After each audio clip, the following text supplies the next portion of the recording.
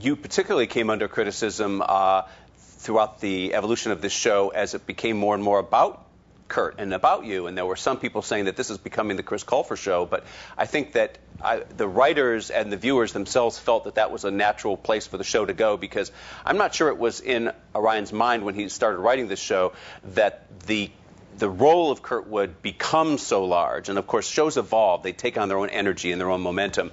And it must have been for you a little shocking to see happen, wasn't it? It was. It was very.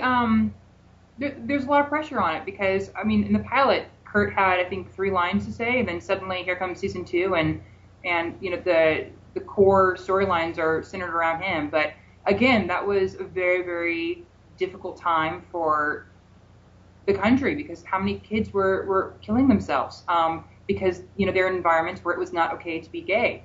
And I think Ryan really, really wanted to kind of show, using Kurt and the other characters, a way to accept yourself and a way to find acceptance in and out of your environments. So that was also, again, just a storyline kind of reflecting what was going on at the time. Daniel?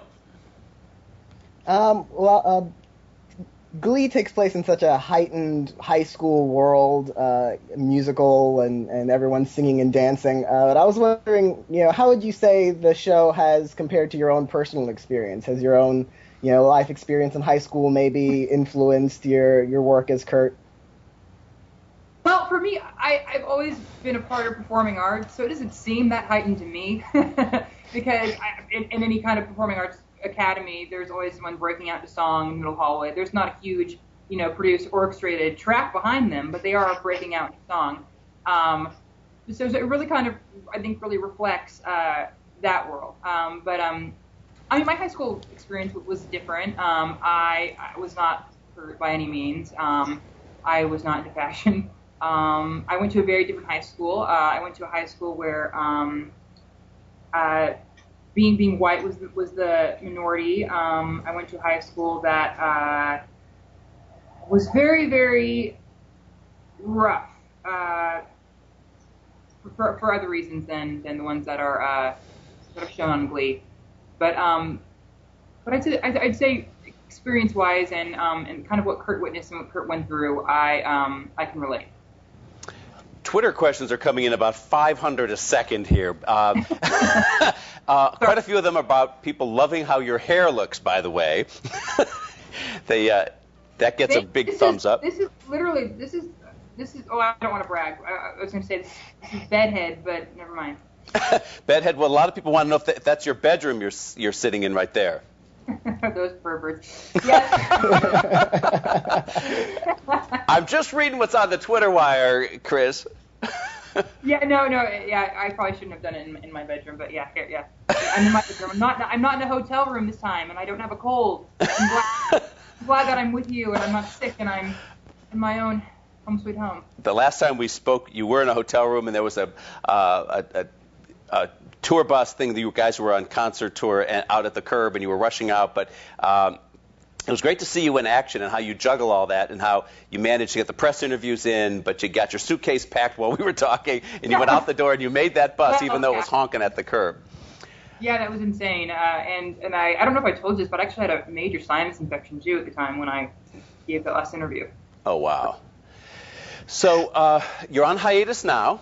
Tell us what's up. You start shooting again in July?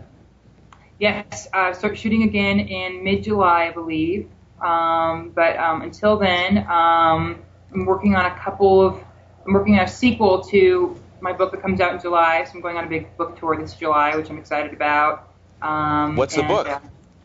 It's called The Land of Stories. It's a children's fantasy novel. It's something that I've really wanted to do since I was about 10, and I'm finally getting a chance to. The first one comes out in July 17th, and my second one I'm working on now.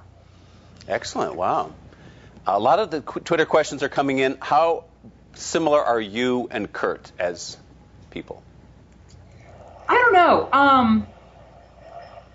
I used to really, really be passionate about this question because I think as an actor, you always hate when people tell you that you're playing yourself. I think it's the laziest way to discredit an actor is by saying, oh, they're just playing themselves on TV. So I'd always very quickly jump to say, oh, we're different because this, and this. But I mean, we're very, very different people, but we're also very similar. Until recently, I think I really finally got to a point where he's helped so many people that I really don't mind if people focus on our similarities.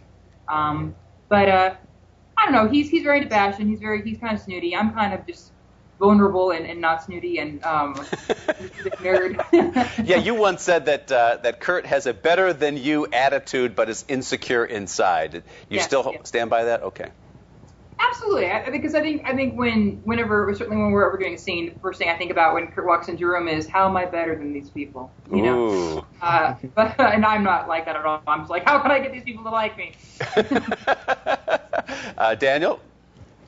Well, you mentioned your children's novel that you've written, and you've also wrote and starred in and executive produced a film called Struck by Lightning, which you managed to squeeze in between seasons of Glee. Was it challenging to get that film made, especially with your other commitments? Absolutely. We made that movie in 18 days. It was this very small window I had as soon as I got off the world tour of Glee. Went straight to set and started shooting.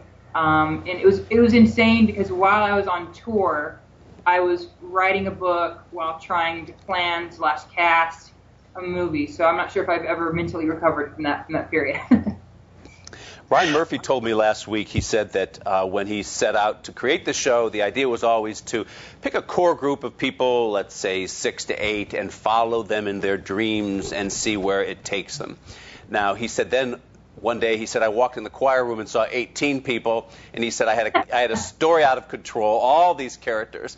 And he said, so now I'm faced with a painful decision of cutting back. At the same time, we have the graduation of the first year's cast and then moving on. But there's a lot of speculation about where the dreams of these characters take them, and a lot of speculation that you and maybe Rachel end up in New York. You don't know, of course, because the show hasn't even started shooting yet, but where do you imagine Kurt goes in life? Well, this last season, he really took a turn that I really wasn't expecting and really wanted to be a performer. And I'd always imagined him in the fashion world for some reason, and I'd always pictured him, in his 40s being the editor of Curtain magazine, a magazine that combined performing arts and fashion. I don't know. I really don't know where exactly he's going. I definitely know where he's headed. I know Sarah Jessica Parker's coming on to be my mentor of sorts. I'm very excited about where she's going to be mentoring me. I don't know. We'll see. Because, they always have the power to change their minds. But what